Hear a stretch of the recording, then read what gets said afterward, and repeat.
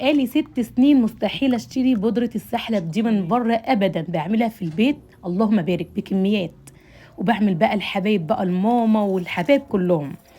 بصوا كده، اكيد بقى اللي متابعني من زمان عارف طريقتي، وبعملها بقالي 6 سنين واكتر كمان. اول حاجه كده هنبدا بسم الله ونصلي على الرسول.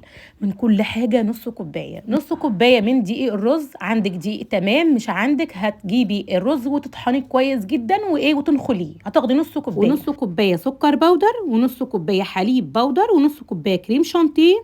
ومعايا بقى هنا ربع كوبايه، ربع كوبايه من السمسم، ربع كوبايه من النشا، ربع كوبايه من جوز الهند يكون ناعم. ومعايا بقى ظرفين من الفانيليا، ورشة ملح، ده الأساسي. زي الفل هنقلبهم كلهم مع بعض.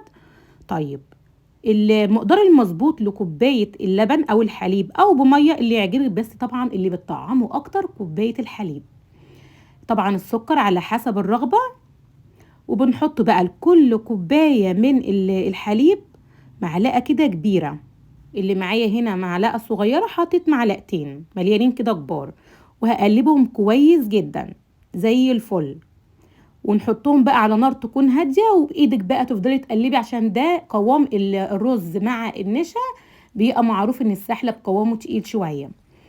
هفضل اقلب لحد ما يتكتك، يعني ياخد غلوة واحدة كده وقايم معايا يفور، اطفي النار بس كده.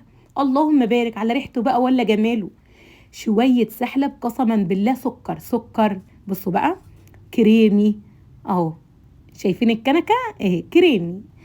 هنا بقى بسيبه كده يهدى بسيط. وبعد كده بقى اي مكسرات عندك، مش عايزه مكسرات براحتك، بتحبي ساده زي الفل. انا عندي شويه مكسرات كده جايباهم من رمضان، كل سنه وانتم طيبين. كريمي كده وتحفه جدا، مستحيل تجيبيه من بره تاني. وزي ما قلت لك متوفر على فكره في اي ماركت.